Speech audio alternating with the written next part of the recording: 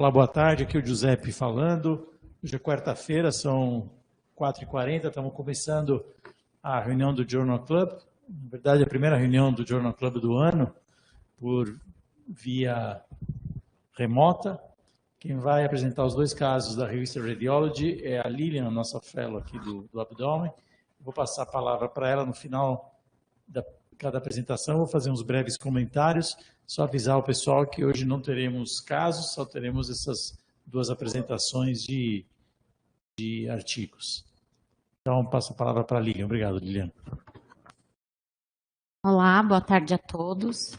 Então, eu vou começar com o primeiro journal e eu vou falar a respeito da evolução a longo prazo dos adenomas num segmento por ressonância magnética. Então, para começar, os adenomas, eles são neoplasias benignas. Sua incidência é de 1 a 4 em 1.000 pessoas, predominando nas mulheres, entre a terceira e a quarta década de vida. Eles podem ser únicos ou múltiplos, e quando tiver mais de 10 adenomas, a gente pode classificar em adenomatose. Eles podem progredir em tamanho e número, e também complicar com hemorragias ou transformação maligna. Então, por isso, eles são subdivididos em subgrupos, porque eles apresentam características genéticas, patológicas e clínicas distintas. E existe um consenso pela Associação Europeia do Estudo do Fígado, que recomenda o estudo de ressonância magnética a cada 6 meses no primeiro ano após o diagnóstico e uma vez ao ano como segmento. Devem-se ressecar as lesões maiores que 5 centímetros ou que apresentarem um crescimento maior de 20% no seu diâmetro. Então, o objetivo do trabalho foi analisar a evolução dos adenomas a longo prazo e determinar se existe uma diferença na história natural entre os adenomas únicos e múltiplos e, além disso, identificar as características preditivas de uma progressão de doença. Então, materiais e métodos. Esse estudo foi um estudo retrospectivo observacional, realizado entre 2004 e 2015 num centro terciário. Foram feitos com 118 pacientes com idade média de 40 anos, sendo 108 mulheres e 10 homens. Entre os adenomas múltiplos eram 72 mulheres e 5 homens, e os adenomas únicos, 36 mulheres e 5 homens. O método de imagem foi a ressonância, e todos os casos tiveram comprovação histológica, ou por biópsia ou por cirurgia, e os casos foram depois novamente revisados por um outro patologista para ter como padrão de referência no acompanhamento. O aspecto de imagem foi revisado por 2 radiologistas, um com 6 anos e outro com 32 anos de experiência em imagem hepática. E aí, quais foram os critérios de exclusão do estudo? Então, pacientes que não tinham ressonância no pré-operatório ou no acompanhamento, ou pacientes que tiveram acompanhamento inferior a 6 meses. Uma presença de malignidade hepática já o primeiro diagnóstico, os pacientes que já tinham sido submetidos a algum tipo de terapia ou transplante, e um protocolo de ressonância que não foi adequado. Então, ele escreveu como inadequado as sequências que não foram possíveis de leitura ou que não contiveram as sequências T2 FAT7, um IN outphase ou um T1 FAT7 com gadolina. Então, os adenomas, eles foram definidos em progressão, doença estável e regressão. Eles classificaram nesses 3 grupos. Como que foi classificado a progressão de doença? Então, foi um crescimento maior de 20% do diâmetro ou surgimento de uma nova lesão. A regressão foi uma redução em 30% do diâmetro e a doença estável é que não preencheu nenhum desses critérios acima. Nos pacientes com múltiplos adenomas, eles só analisaram 3 lesões-alvos por subtipo. Bom, voltando. Então, eles de análise estatística, eles resumiram as variáveis categóricas em porcentagens e as variáveis contínuas foram resumidas como média ou desvio padrão. Então, aqui é para mostrar um panorama geral das lesões que eles tiveram. Então, dentre os subtipos, o que mais apresentou prevalência foi o inflamatório, com 54%, seguido do esteatótico, ou HNF-alfa-1 mutado, o beta-catenina, que ele incluiu o exon 3 e o exon 7/8, e os não classificados, incluindo o Sonic Red Hot. Quando a gente for separar entre adenomas solitários e múltiplos, como a maioria do estudo foi mulheres, então aqui claramente também foi mulheres.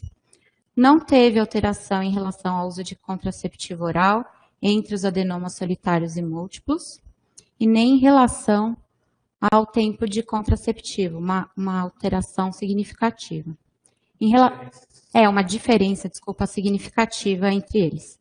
Em relação às análises patológicas, a hemorragia micro ou macroscópica esteve presente em maior número nos adenomas múltiplos e a presença de esteatose também.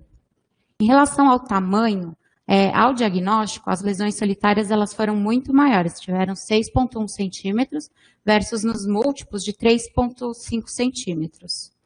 Em relação ao tamanho, os maiores de 5 centímetros apresentaram aqui o dos solitários em maior número, e o tamanho também não teve a variação no tamanho de doença estável, também não teve uma diferença significativa. Então, em relação agora aos resultados por característica. Então, quando a gente analisa a hemorragia intratumoral com malignidade, dos 118 adenomas, a gente vê que 30% apresentaram sangramento e apenas 6% malignidade. Desses 6%, esse valor corresponde a 7 adenomas de toda a amostra. Então, desses 7, 5 foram do subtipo beta-catenina e 2 foram do subtipo inflamatório. Em relação à avaliação de hemorragia micro ou macroscópica, os que tiveram maior número foram o Sonic Red Hot e os beta-cateninas, seguido do esteatótico e inflamatório. Em relação à progressão no tamanho, o que mais apresentou progressão foi o adenoma do subtipo esteatótico, em 62%, inclusive nos tamanhos maiores que 5 centímetros. Durante o estudo, nenhum adenoma que apresentou progressão no tamanho teve transformação maligna e nenhum paciente apresentou um sangramento clinicamente relevante durante o estudo. Então, aqui é um resumo gráfico do que o estudo teve. Então, em relação à doença estável, a progressão e a regressão de doença, comparando os adenomas solitários e os múltiplos, em relação aqui ao subtipo dos adenomas. E aí, o que eu quero ressaltar? Os adenomas solitários teve uma maior porcentagem de doença estável, e nos adenomas múltiplos, teve maior porcentagem também de doença ou regressiva ou estável. Se a gente for comparar em relação à progressão, nos adenomas múltiplos, o que apresentou maior progressão foi o subtipo esteatótico, e nos solitários, o que apresentou maior taxa de progressão foram os beta-cateninas. Agora, se a gente for comparar dos adenomas solitários em relação ao tamanho, os que apresentaram maior regressão foram os adenomas menores de 5 centímetros. E os adenomas múltiplos apresentaram maior taxa de progressão e regressão. Então, vamos resumir isso mais ou menos em texto. Então, as variáveis preditivas de progressão dos adenomas múltiplos foi relacionada à multiplicidade dos adenomas, teve maior probabilidade de progressão e não o número de lesões. O que eu quero dizer? Que o fato do paciente ter múltiplos adenomas não depende do número de adenomas para ele ter uma probabilidade maior de progressão. Então, independe se ele tem 2, 5 ou 10 adenomas. O fato dele ser múltiplo já é um fator maior de progressão. O subtipo que teve maior predição à progressão foi o subtipo esteatótico, e a cirurgia e a presença do subtipo beta-catenina não tiveram impacto na progressão dos adenomas múltiplos. Em relação às variáveis preditivas de regressão ou de estabilidade, o estudo não teve nenhuma variável de regressão identificada como fator de risco, o que é diferente da literatura, por exemplo, como sobrepeso ou a obesidade. Em relação ao acompanhamento dos adenomas, então, após a ressecção dos adenomas solitários únicos, apenas 7% apresentou novas lesões no segmento médio de 5 anos, uma taxa muito baixa. E dos adenomas, de todos eles que foram ressecados, aqueles que apresentaram maior risco, que foram analisados pela patologia de progressão, foram os adenomas que tinham a mutação pela beta-catenina ou que apresentaram hemorragia intratumoral. A taxa de progressão dos adenomas solitários e não ressecados foi de 16%, devido ao tamanho do aumento do tumor. Qual que foi a limitação do estudo? Então, o estudo ele fala que ele teve um número muito pequeno nos adenomas beta-cateninas e no Sonic Red Hot, foi um número somente de 11 de 118.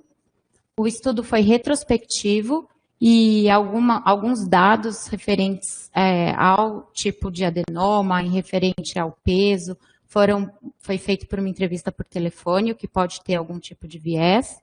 E eles não avaliaram as alterações na ressonância magnética ao longo do tempo. Por exemplo, um hipersinal em T1, que seria referente à hemorragia.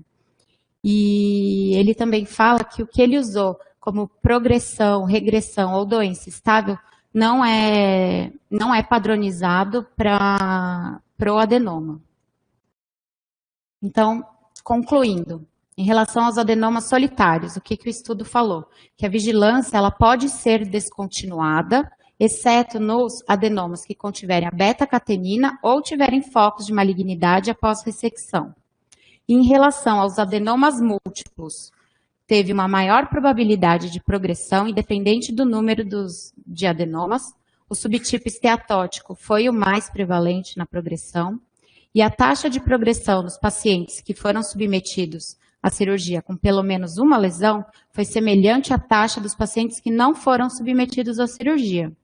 E o artigo recomenda manter aquelas diretrizes da EACL, que eu falei lá no começo, do acompanhamento por ressonância magnética, e a progressão não esteve relacionada ao uso dos contraceptivos e nem ao tempo de uso. Obrigada.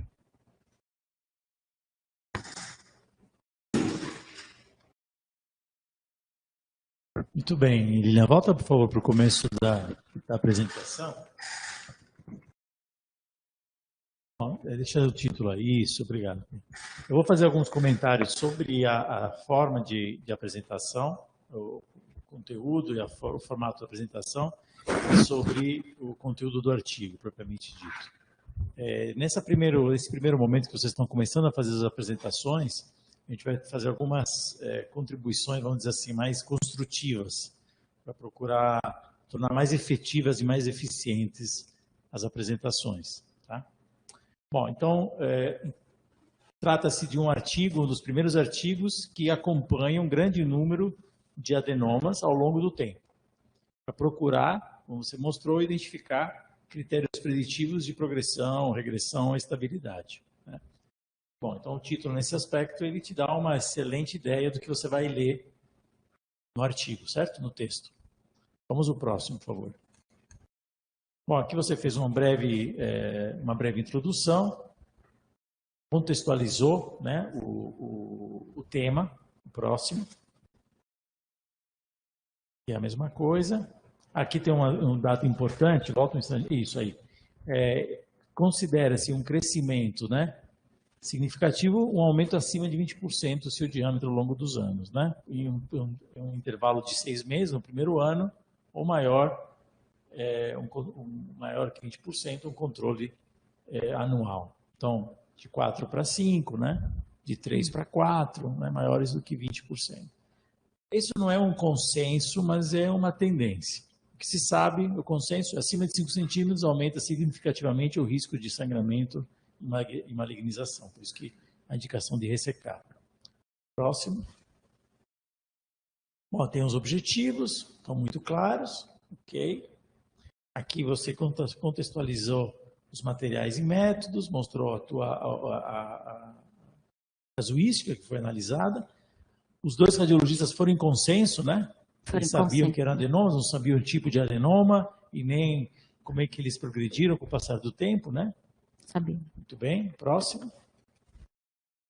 Critérios de exclusão foram bem estabelecidos. Próximo. E aí, eles usaram critérios RECIST para estabelecer progressão, regressão, doença estável. Por que utilizaram RECIST? Porque não tem outros critérios melhores do que esse para avaliar a progressão da doença. Se existe progressão de adenomas, né? Evolução de adenomas. Se houvessem, eles teriam utilizado. Quando não tinham, adotaram o que eles consideraram a melhor alternativa disponível, que era o RECIST. E o próximo. Aqui eles fizeram um lindo exemplo, né, de adenomas esteatóticos inflamatórios que progrediram e não progrediram, ou regrediram, né? Mostrou bem. Vamos para frente. Padrão de referência, mostraram aqui que todos eles tiveram estudo anatomopatológico, alguns por biópsia, a maioria por cirurgia, e aqui os aspectos analisados, né? Tá ótimo, não tem aqui nenhuma observação a fazer, vamos em frente.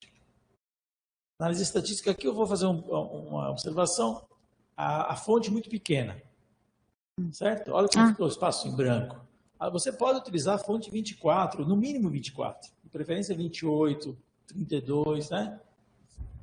Próximo. Muito bom, nessa tabela você mostrou que, algumas diferenças interessantes. Então, quais são as diferenças que precisam ser destacadas aqui? E quais são as semelhanças, né? Bom, primeiro, parece não haver uma diferença estatisticamente significante entre o grupo solitário e múltiplo relacionado ao uso de contraceptivos orais. Ou seja, aparentemente, o uso de contraceptivos orais não influi na multiplicidade dos adenomas, certo? Assim como o tempo de uso de anticoncepcional oral, certo? Não há uma diferença estatisticamente significativa. Ao contrário, parece que os adenomas múltiplos, eles são mais frequentemente acometidos por hemorragia, certo? Assim como a esteatose é mais comum nos adenomas múltiplos. Os adenomas solitários são maiores, né? Quase o dobro do tamanho, e mais, ponto, certo? E ponto. Na última linha, você não ficou muito claro esta informação. Variação do tamanho 30% ou menor. Eu quis dizer em relação à estabilidade, que não preencheu aquele critério, né? Que eu deveria ter escrito talvez de outra forma. Então, talvez aqui seja melhor colocar assim, estabilidade ou regressão. Estabilidade ou regressão. Aqui no caso seria regressão, né? Não é isso? Então, talvez aqui bastasse escrever assim, regressão.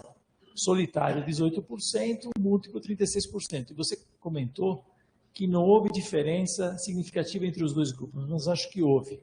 Acho que a regressão é mais frequente nos múltiplos do que os solitários, de forma estatisticamente significativa. A gente pode reler isso, mas olhando esse número, pelo que eu me lembro, 36 para 16, tá? A regressão é estatisticamente mais comum nos múltiplos do que nos solitários. Certo? E aí você colocou lá os subtipos, ok, tudo certo. Próximo. Gostei muito dessa pizza que você fez, a pizza de mussarela, calabresa e tal. Né? Mussarela, calabresa e portuguesa. Mas a gente não consegue ler as legendas. Nem o daqui que estou perto. Então tem que pensar outro sistema, porque esse aqui não funciona. Você tem que aumentar a legenda, ou botar um asterisco, ou por cores, aqui embaixo você coloca as cores, porque do jeito que está, não funciona. Muito bom. Olha aqui o que você escreveu aqui, hemorragia micro-macro. Aqui não precisa colocar hemorragia micro-macro. Hemorragia é suficiente. O micro e macro é um... desvia a atenção, certo? É hemorragia. Tanto faz se é micro ou macro, não faz diferença. Ok. Aí você falou assim, olha, a hemorragia foi mais frequente nos Sonic. ela não foi mais frequente no Sonic. Os Sonics apresentaram mais frequentemente hemorragia do que outros. Tem uma diferença. Porque os Sonics só foram, sei lá, 4, 5. Tiveram 3 com hemorragia. Os esteatóticos, que foram 40 ou 50, tiveram 13%. Foram quanto, então? 10 com hemorragia. 7, 6 com hemorragia, certo? Então, os Sonic, eles mais frequentemente sangram do que os demais. Mas, no grupo dos que sangram, né? Quem sangra mais é o adenoma inflamatório ou esteatótico, eles são mais comuns. Tá certo? O próximo. Aqui nada a comentar. Talvez essa última frase, nenhum paciente apresenta. Não, essa aqui é legal, essa frase é boa. Ok. As duas frases são ok. Próximo. Gostei muito que você tenha feito esse gráfico. Demonstrou seu empenho, seu interesse em tornar mais inteligível grandes tabelas que foram montadas pelos autores. Funciona um texto, uma apresentação oral não funciona e você transformou isso dessa maneira. Parabéns. Talvez para melhorar um pouco, você poderia desmembrar, porque aqui o que é mais importante é o resumo.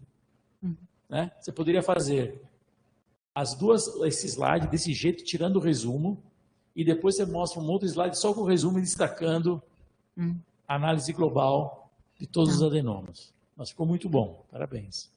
Próximo. Aí vem umas setas. Ok. Aqui é que talvez eu possa fazer uma boa contribuição. Quando você usa frases, você tem que construir essas frases com pequenas joias. São joinhas. Assim, olha, caprichar, vou lapidar esse diamante. Como é que eu posso melhorar essa frase para torná-la mais inteligível? Toda vez que você diz o seguinte numa apresentação oral, o que eu quis dizer com isso, porque não funcionou. Certo? Então, por exemplo, vamos pegar a primeira frase. A multiplicidade de adenomas foi associada à maior probabilidade de progressão e não ao número de lesões. São duas coisas diferentes. A multiplicidade de adenomas foi associada à maior taxa de progressão.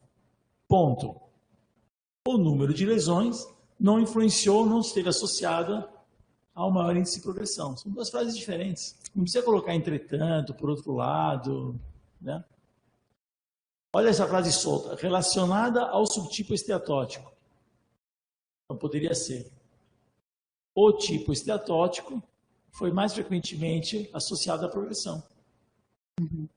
Ok? Então, procurem construir essas frases da melhor forma possível. O próximo. Fonte pequena. Dá para melhorar, dá para aumentar essa fonte e vale a mesma coisa que eu falei. Construir melhor essas frases para elas terem mais impacto. Por exemplo, olha essa última frase. A taxa de progressão dos adenomas solitários e não ressecados foi 16% devido ao aumento do tamanho do tumor. Será que precisa falar que é devido ao aumento do tamanho do tumor? A progressão significa que aumentou?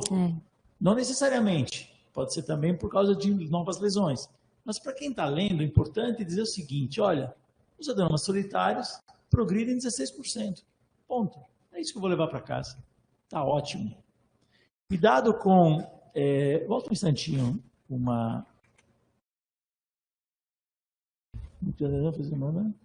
Legal, vai para frente. Mais um. Ok. Aqui as limitações do estudo. Tudo certo. Não tinha outro jeito de fazer, a entrevista tinha que ser por telefone, poderiam ter pego os prontuários, provavelmente pegaram os prontuários, mas esses pacientes foram embora, não tinha mais prontuário, pacientes externos, não tinha outro jeito, só por telefone mesmo. Ok. Próximo. O resumo. Esse resumo é muito importante, muito legal, e tem que tomar um cuidado, porque olha como é que eu estou lendo a primeira frase. Em adenomas solitários, a vigilância pode ser descontinuada. Será? Será que eu posso descontinuar É isso o que eles disseram? O que você acha? Exceto pacientes. São adenomas ressecados.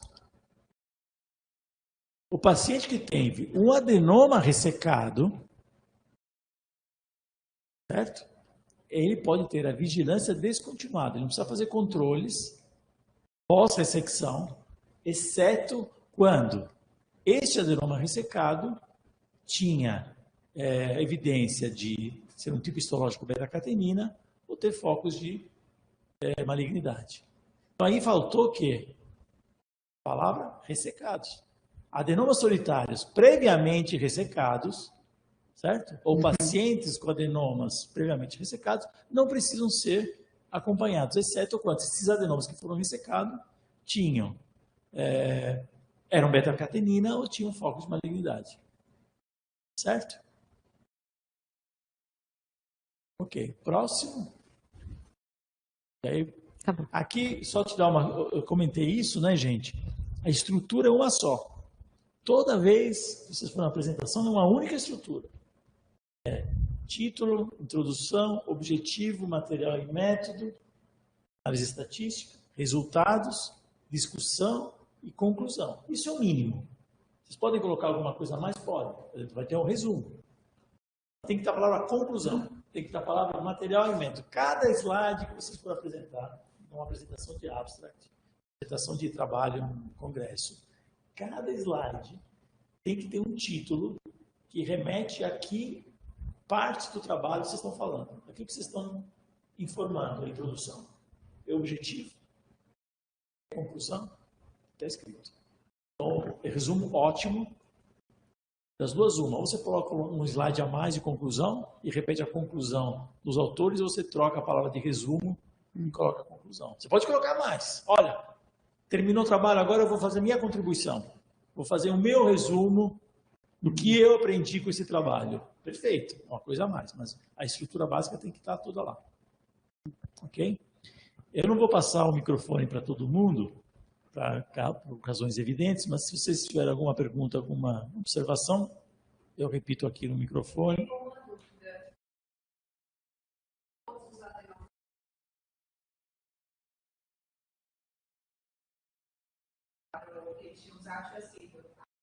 Lógica que poderia ser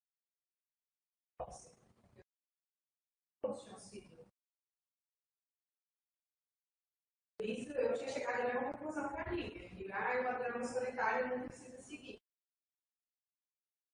Ele me deu essa informação.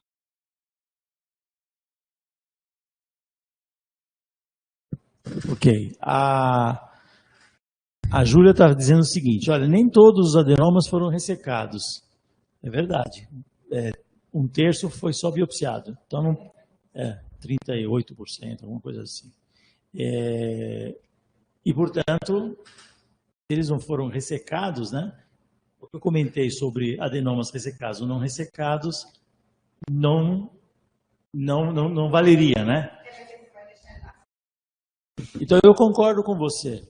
Eu concordo com a Júlia e vou me corrigir. O teu comentário é super pertinente. E aí eu trocaria lá adenomas solitários não ressecados, mas com comprovação anatomopatológica, ou com alguma evidência anatomopatológica.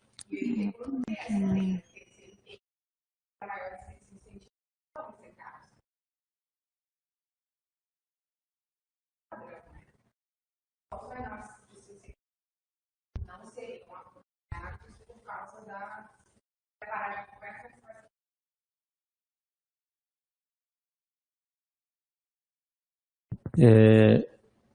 Depois a gente pode revisitar isso no artigo, mas apesar dessa nossa dedução, me parece que quando eles fazem essa recomendação no final, eles falam em adenoma ressecado. Você não precisa, e não biopsiado. Mas o que você falou faz sentido em parte porque maior do que 5 centímetros, mesmo que ele não seja beta-catenina, e mesmo que ele não tenha CHC, evidência de CHC numa biópsia, ele tem que ser acompanhado porque ele pode crescer. Então, eu entendo que é adenoma ressecado, mesmo concordando com a tua análise, com a tua reflexão. Lilian, acho que vale a pena você também traduzir o título do artigo, você projetar o título em inglês, em português, o título dos números vai. Acho que realmente vale a pena você trabalhar melhor tamanho de letra, contraste letra-fundo, que se usou em algumas faz uma letra muito fina, ou um tom muito claro, muito cinza claro, que realmente foi difícil de dividir aqui.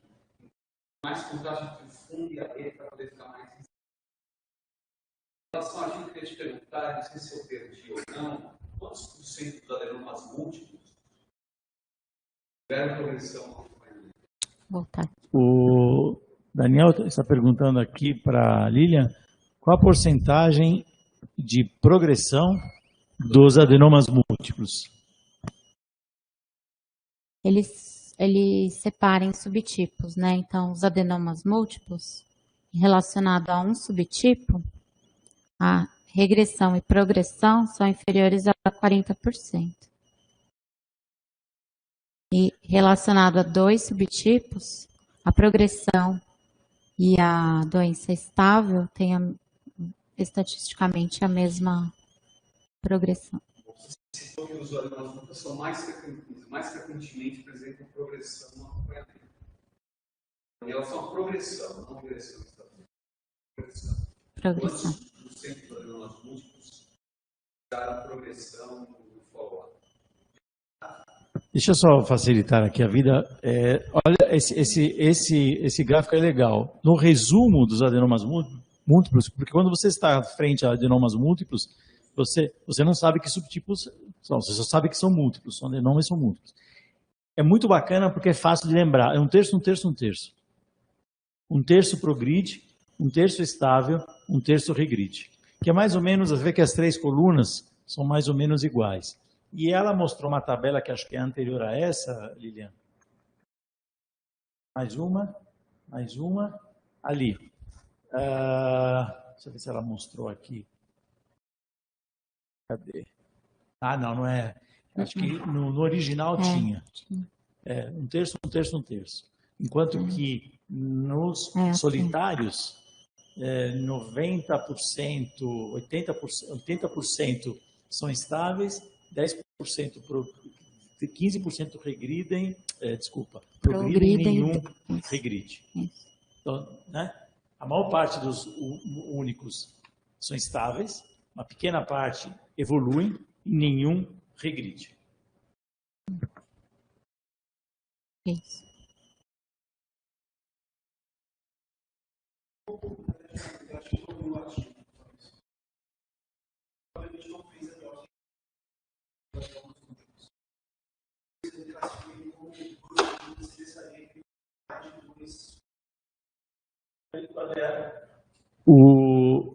O Eduardo está perguntando, nos pacientes com adenomas múltiplos, com frequência, quantas vezes se foram biopsiados, se foram todos biopsiados os múltiplos e com que frequência isso aconteceu. Lilian, você lembra disso? Acho que isso não é relatado. Ele só fala em relação ao acompanhamento, que foram acompanhados as três lesões, as três maiores lesões de um mesmo subtipo. Agora, em relação à biópsia ou cirurgia...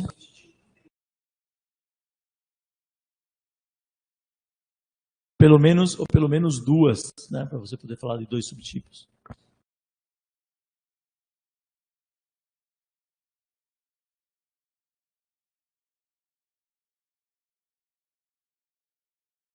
Foi cegado. Todos os dados foram anonimizados. Sabiam que tinha um adenoma, beleza, não sabiam mais. Isso. Mas eles fizeram a análise em conjunto, ou foi um independente do outro? Não, em consenso, em consenso. Em consenso. Olha, se eles quisessem avaliar a reprodutibilidade dos aspectos radiológicos, sim. Mas o que eles estão querendo só dizer é o seguinte, olha, eles estão querendo saber a multiplicidade versus a unicidade e o subtipo histológico, como isso se relaciona com progressão, regressão e estabilidade. Então, é só para deixar mais robusto o trabalho, só isso. Em termos de mensuração, em termos de contar os nódulos, se tem 3, se são 2, será que é um só mesmo? Será que você falou que é um só? Não tem mais do que um? Vamos conversar, vamos combinar nos dois juntos? Não, estou vendo mais um. Ou se não, quando eles dividiram em número, né? 2, 3, 5, 10, né? Se a gente fizer em consenso, é mais robusta essa análise, só isso.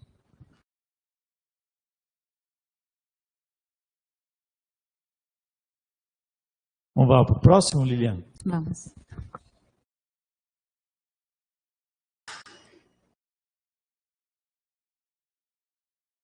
Tem muita informação nesse artigo.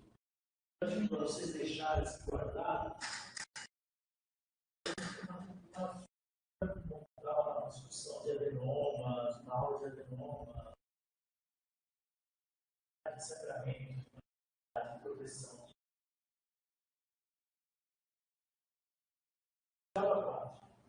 A Lilian conseguiu fazer milagres e simplificar uma quantidade de informação.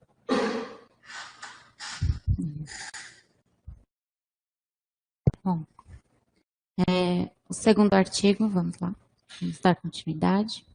Então, o segundo artigo fala dos achados radiômicos encontrados numa tomografia para prever recorrência no estágio de um hepatocarcinoma celular. Então, como introdução, o CHC é a segunda causa de morte de câncer no mundo e a primeira nos pacientes com cirrose. E como opções curativas, a gente tem a ressecção ou o transplante hepático. E a recorrência nos pacientes com cirrose ocorre em mais da metade, 50% a 60%, em até 5 anos. O objetivo do trabalho foi investigar a efetividade das características radiômicas em prever a recorrência do CHC em estágio inicial após a ressecção. Como materiais e métodos. Então, foi um estudo retrospectivo observacional realizado de fevereiro de 2009 a dezembro de 2016, com 295 pacientes, sendo que eles eram 221 homens, com uma idade média de 58 anos. Esse estudo foi realizado em 3 centros de estudo, no primeiro centro e os outros 2 juntos, que eu vou explicar mais para frente. Os critérios de inclusão dos pacientes, então foram os pacientes que tinham diagnóstico de HCC e que atenderam aos critérios de Milão e tiveram ressecção curativa, e com ressecção curativa. Em relação aos critérios de exclusão, foram os pacientes que fizeram tomo sem contraste ou tomo inadequado, que tiveram a tomo realizada mais de um mês antes da cirurgia, que tiveram metástase presente ou uma invasão macrovascular ao diagnóstico, que foram previamente tratados, que perderam o segmento ou que não tiveram os índices de alfa-fetoproteína dosados. Em relação ao acompanhamento, então, após a ressecção, os pacientes eles foram seguidos com nível de alfa-fetoproteína e função hepática, tomo ou ressonância a cada 3 meses nos primeiros 2 anos e depois a cada 6 meses, e a recorrência foi definida entre a data da cirurgia e a data da primeira recorrência ou metástase vista no exame. Em relação à obtenção da radiômica, foi feito da seguinte forma: um radiologista selecionou as imagens relacionadas à fase arterial e venosa, incluindo a margem do tumor, a periferia do tumor, que ele fala com 2 milímetros. Ele processou essas imagens em voxels, traduziu isso num modelo matemática, extraindo textura e intensidade, que foram extraídas 2.865 características. Dessas características, ele testou a estabilidade e a correlação por meio matemático, fez um modelo de performance, analisou essas questões, analisou por meio matemático também, e extraiu delas 273 características, que eles foram testar no centro 2 e 3, a viabilidade e a utilidade da radiômica. Em relação às características avaliadas na tomo, essas foram feitas por 2 radiologistas, que avaliaram o tamanho e número de lesões, a presença ou ausência de cirrose hepática, a presença de realce arterial peritumoral, uma aparência de cápsula e margem do tumor e a presença de necrose intratumoral. Em relação à predição de microinvasão na radiômica, eles avaliaram a presença de artérias internas, se era bem visualizado um halo hipodenso em volta das lesões e se tinha uma boa diferenciação tumor-fígado. Tendo tudo isso, eles consideravam como uma microinvasão positiva. Como foi feito esse desenvolvimento e validação dos achados? Então, o desenvolvimento foi realizado no Centro 1, com 177 pacientes. Eles criaram 2 modelos radiômicos para a predição de recorrência, que eles chamaram em pré-operatório e pós-operatório.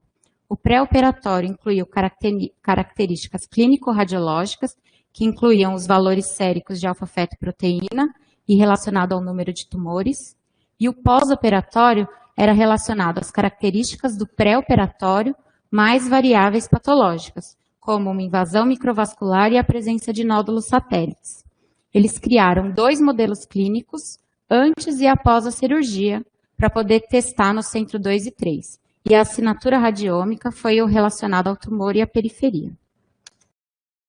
Em relação à validação do estudo, foi realizado nessa corte externa e foi realizado de forma independente com 118 pacientes. Então, eles testavam, eles fizeram aquela análise e a extração de dados no centro 1 para poder validar nesse centro 2 e 3, para ver se isso era reprodutível.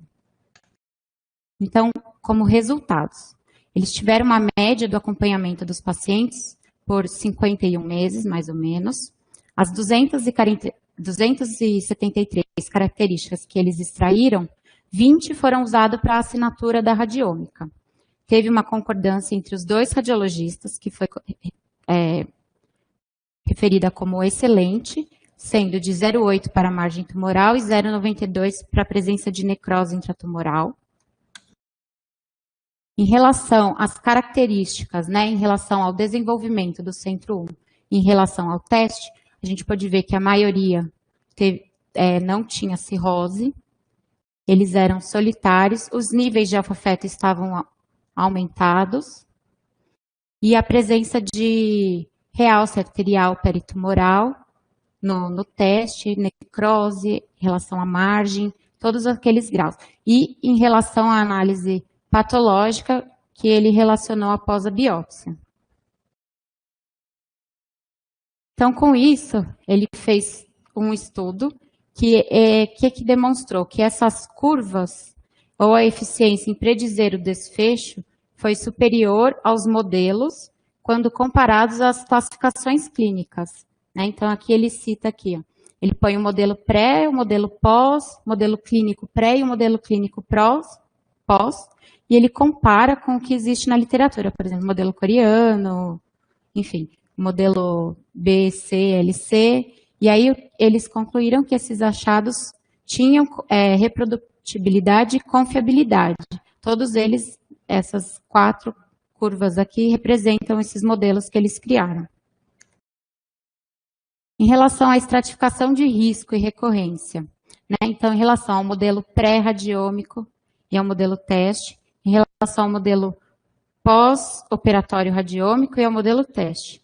Aqui, para resumir essa tabela, o que eles quiseram dizer? Que os múltiplos nódulos recorrentes foram mais detectados nos pacientes de risco intermediário a alto, e uma proporção maior de pacientes de baixo risco recebeu uma terapia potencialmente curativa, como, por exemplo, um transplante ou uma ressecção, em comparação aos pacientes de alto e médio risco.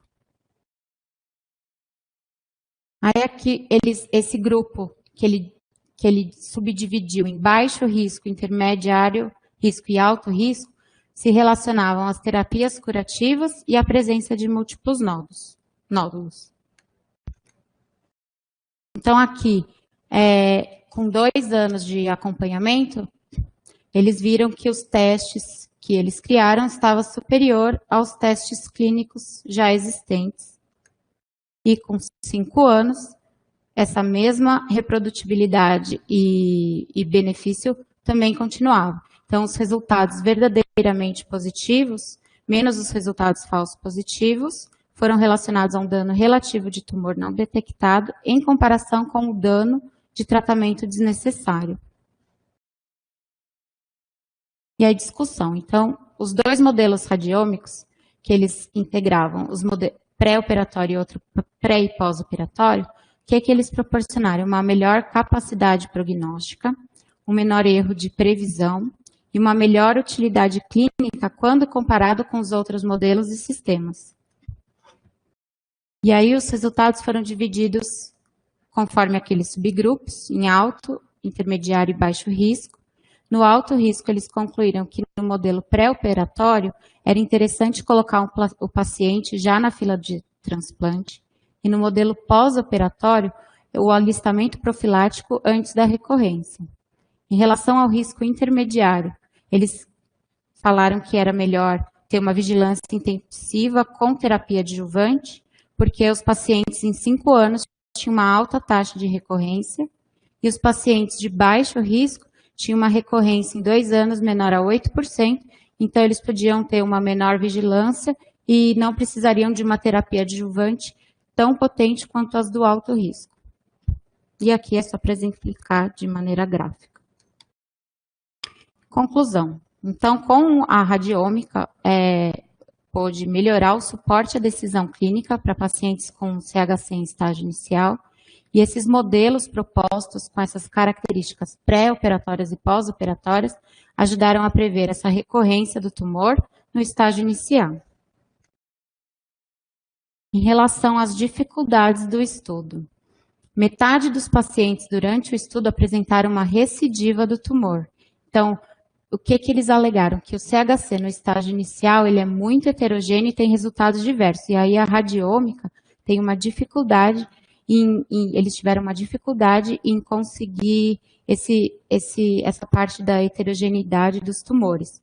O que eles falaram é que se, por exemplo, tivesse um estudo genético associado, que isso poderia refinar essa pontuação no prognóstico, que aí seria o que a gente chama de radiogenômica. E aí a radiogenômica não foi estudada nesse estudo.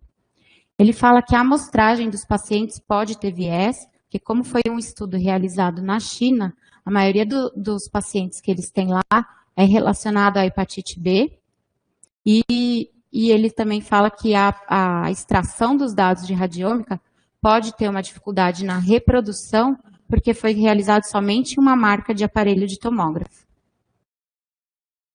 É isso.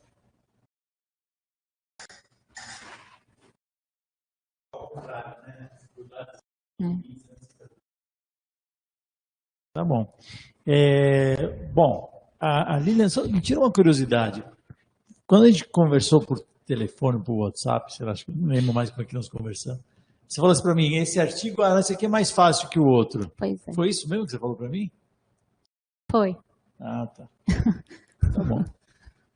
Eu achei ele bem mais difícil que o outro. Bem mais difícil.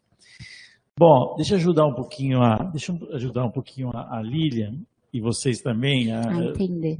Oi? A entender. A entender o modelo. Esse negócio aí, porque tem algumas coisas interessantes.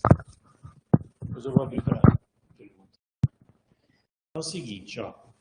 Primeiramente, vamos só entender, todo mundo fala radiômica, genômica e tal. O que é isso, né? O que é radiômica? Então, oma vem do grego, eu acho. Significa o conjunto de informações de um todo. O máximo de informações que você pode ter em relação a alguma coisa. Então, é a totalidade de um conjunto. Essa é oma. Ômica é a matéria que estuda a totalidade de um conjunto. Então, genômica é a matéria que estuda a totalidade de um conjunto de genes em determinado tecido. Genômica, né? Metabolômica é a matéria que estuda com totalidade dos metabólitos, né, de um determinado conjunto. Radiômica é a matéria que estuda a totalidade das informações radiológicas, olha aqui, a totalidade de um determinado conjunto.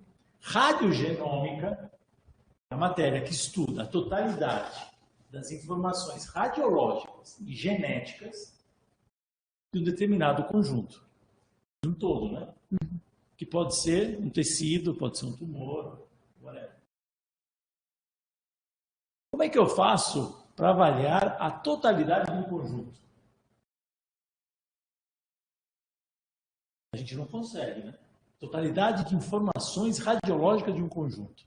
Para isso que a gente acaba utilizando, né, a inteligência artificial e o Big Data. Ou seja, a gente tem uma maneira de extrair o máximo possível de informações. Essas informações, elas devem ser quantitativas, mensuráveis e reprodutíveis. Não vale assim, ele está mais ou menos definido, é bem definido, é mal definido, é grande, é pequeno. Não, você tem que quantificar um conjunto de dados. Que são inúmeros e que podem vir não somente de um método de imagem, mas de muitos. Você pode, inclusive, combinar essa totalidade de dados, extraindo dados de um exame de ultrassom, combinando com a tomografia de ressonância, você mede a densidade, você mede a quantidade de contraste que chega, que sai, a velocidade. Textura, análise de textura. O que é análise de textura? Análise de textura analisa a heterogeneidade de um determinado tecido. Quão heterogêneo ou homogêneo ele é. E aí você tem variáveis como, por exemplo, a entropia, a curtose, que são medidas de heterogeneidade do tecido. Você joga tudo isso dentro do computador, o computador vai fazer uma análise e vai dizer assim, olha, de todas as informações, que eram 3.000, né? 3.880, 3.300, depois viraram 270, ele chegou, olha, esse conjunto de 20 variáveis é o mais eficiente. Foi aí que eles fizeram o modelo. E depois eles aplicaram, testaram isso nos outros 300. Vamos ver se dá certo agora esses 118 pacientes. Eles usaram, inclusive, uma expressão, o artigo ele é muito denso, tem muito conceito novo, mas é muito interessante, muito bem feito, tem uma análise estatística espetacular, né? Um tratamento estatístico. Ele fala, inclusive, de assinatura semântica. Já ouviu falar disso, Eduardo? Assinatura semântica? Eu entendi para ter assinatura semântica que é a avaliação subjetiva. É o que nós radiologistas fazemos. Em contraposição à radiômica. Assinatura semântica é assim. A lesão ela é hipervascular com washout, apresenta uma pseudocápsula e restringe a difusão. Eu falei alguma coisa quantitativa? Mensurável? Nada, né? Calça em coroa, né? Descontinuidade do contorno, nódulo satélite, isso aqui é assinatura semântica. Bom, então eles pegaram, vamos testar qual que é o impacto disso para predizer o desfecho. Desfecho esse que eles estabeleceram como recorrência. Recorrência essa que pode ser uma recorrência local ou à distância, ou seja, voltou tumor, né, ali ou teve metástase em outros lugares. Qual que é o objetivo disso? Eles disseram o seguinte, olha, estamos pegando tumores precoces, né? Early HCC, são tumores precoces, tumores passíveis de serem ressecados. Vamos analisar esse grupo. E vamos ver se a gente consegue estabelecer o que faz com que eles tenham, se a gente pode predizer se eles têm um desfecho mais precoce ou mais tardio. Analisaram e chegaram à conclusão que é possível estratificar, através da radiômica, em 3 grupos. um grupo que eles chamaram de baixo risco, médio risco e alto risco. E eles analisaram o seguinte, olha, eles chegaram à seguinte conclusão. O de baixo risco, ele tem um tempo médio livre de doença de 8 anos. O de médio risco, 4 anos. O de alto risco, 1 ano. 1 ano livre de doença. Em 2 anos, os de baixo risco recorrem menos de 10%. Os de médio risco, 50%. De alto risco, 80%. Certo? Isso que eles concluíram com a amostra deles. Aí, o que eles pensaram? Fazer o seguinte, olha, nós estamos falando de CHCs precoces. Será que eu tenho que tratar eles tudo do mesmo jeito? Ou será que eu posso dizer o seguinte, olha, se esse for um precoce de alto risco, em vez de ressecar, de repente eu subo ele na lista e faço um transplante, porque essa é a melhor forma de evitar uma recorrência. Esse que é de médio risco, não só vou ressecar, como posso fazer uma quimioterapia neoadjuvante. E esse aqui que é de baixo risco, talvez, não só não preciso fazer a quimioterapia neoadjuvante, mas eu, em vez de fazer controles de 3 em 3 meses, eu posso fazer de 6 em 6 meses. Isso é uma proposta, é uma ideia. Porque até agora, todos esses 3 grupos estão reunidos em um, CHC precoce. Bom, mas ele fez mais. Ele comparou a performance desse teste radiômico, pré ou pós-tratamento, depois a gente pode falar aqui o que significa o tratamento, com estadiamentos, classificações ou estadiamentos clínicos. Ele pegou todos, né? 7 ou 8. Os mais conhecidos, o BCLC, que é o de Barcelona, o CLIP, que é o italiano, o AJCC, que é o da Associação Americana, Sociedade Americana contra o Câncer, e acho que é da Sociedade Coreana e Japonesa. Ele mostrou nesse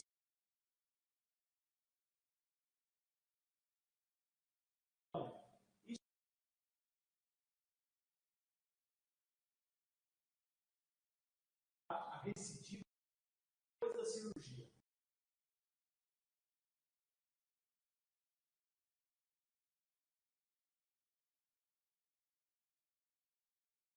Mostrado, isso a gente já sabe que essas classificações clínicas elas têm baixa ciência para discernir, para distinguir subgrupos dentro do CHC precoce. Bom negócio. Bom negócio. Os 2 modelos radiômicos que eles analisaram pré e pós-tratamento, simplesmente eles agregaram alguma informação a mais. Então, além de utilizar o aspecto único e exclusivamente radiômico, ou seja, relacionado à radiologia, eles inseriram alguns aspectos anatomopatológicos, como o Edmondson, né? O grau de diferenciação. Ok, a gente espera que isso melhore. Mas no final não melhorou tanto assim. Não teve uma diferença, olha que interessante, não teve uma diferença estatisticamente significativa entre você fazer o pré e o pós, né? Agregar esses valores histopatológicos. A única coisa que ele falou, você, puxa vida, a gente podia ter feito a análise genética desse tumor. E aí estaríamos fazendo a radiogenômica, que provavelmente é melhor ainda, e a gente consegue dar mais informações, né, para tentar diferenciar esses grupos. Isso.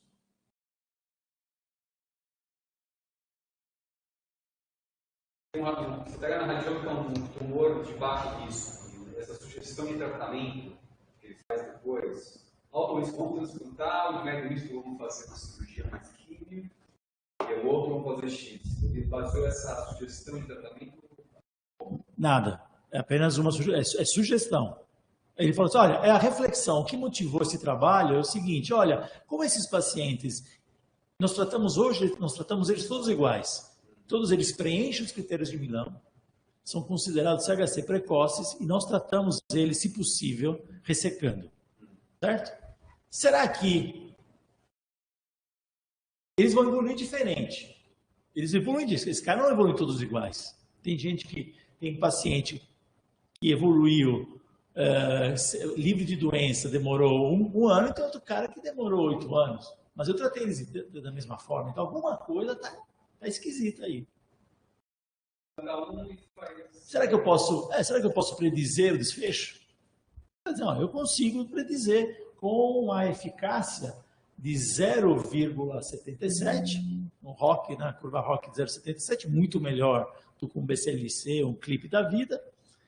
E eu estou sugerindo, quem sabe... Quanto que é os outros sistemas?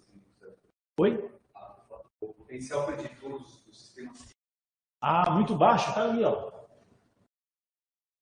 Mas um que é 0,77. O Daniel está perguntando qual que é a eficiência dessas outras classificações em predizer, né? Por exemplo, a vida livre de doença, né? Sobrevida livre de doença. Está aqui, 0,5. E ali vai 0,7, 0,8. Tá vendo aqui, área under a ROC? O vermelho lá em cima é a radiômica. A radiômica, o vermelho e azul. E aqui. Um é pré-teste e outro é pós-teste. É o pré e pós-teste, os dois modelos radiômicos. E aqui embaixo, aí tem que pegar, né? Estão os outros.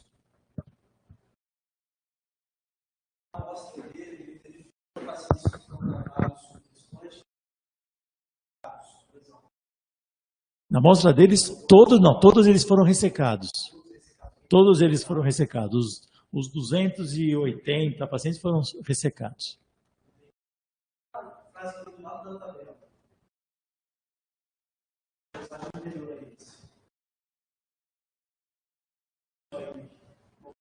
Maior nos pacientes de baixo risco de receber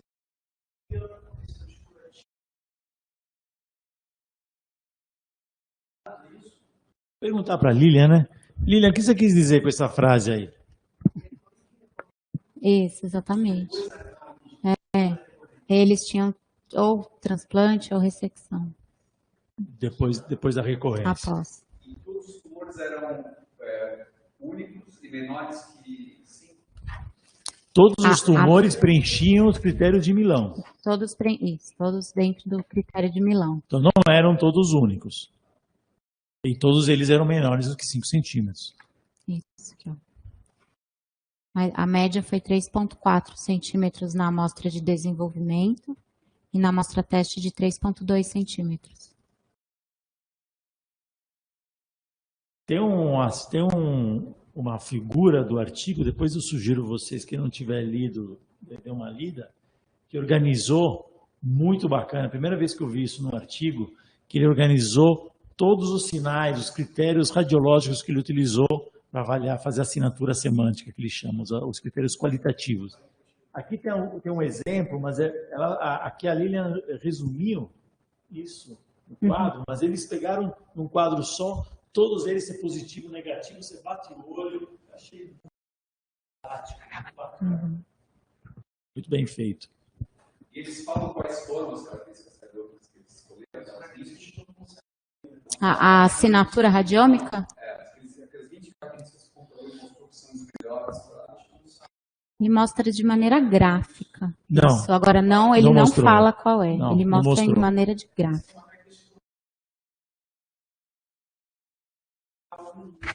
Que a máquina consegue a gente valor dos números. Ele mostrou dessa forma.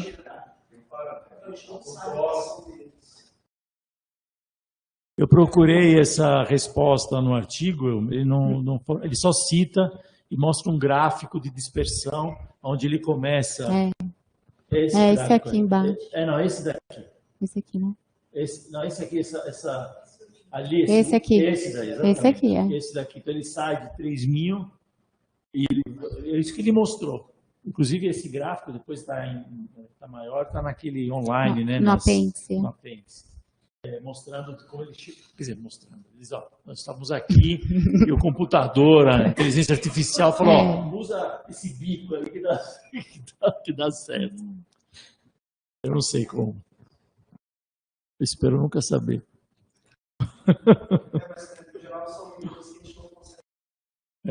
Não sabe. E é por isso que ele até comenta, né?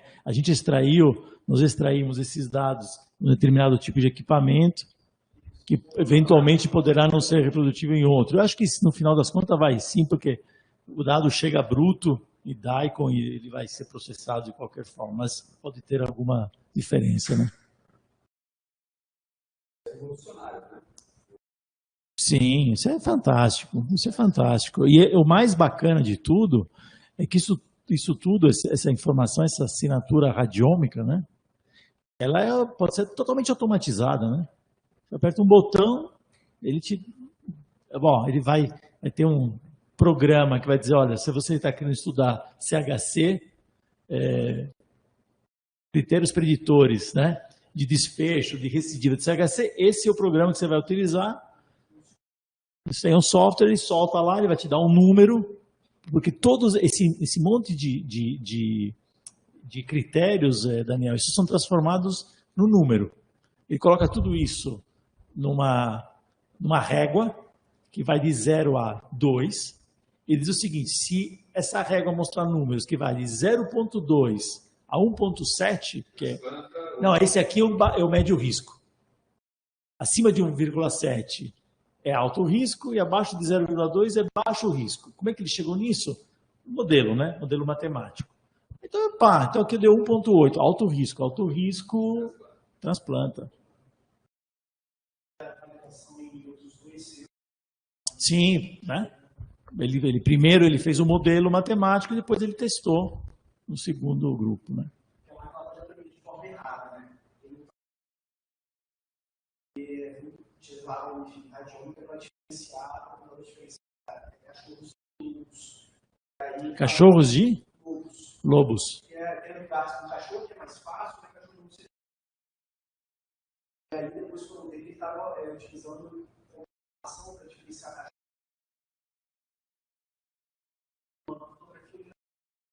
Era de forma errada. Não, mas nesse caso me pareceu que aprendeu certo. Foi uma boa técnica. O Eduardo está dizendo o seguinte, como a inteligência artificial diferencia cachorro de lobo, né? É interessante, né? Ele diferencia assim, se na fotografia tiver um ser humano em pé, vivo, ele é um cachorro. Se não tiver um ser humano, ele estiver deitado embaixo, é um lobo. Tá certo. Tá bom. Algum outro comentário, alguma pergunta, gente? Klaus, tudo bem? Isabela? Legal. Dois trabalhos, do Radiology tem isso, né? São trabalhos bem densos e a gente vai dando esse suporte aí nessas primeiras apresentações até vocês ganharem mais autonomia, tá bom? Ok. Vou aproveitar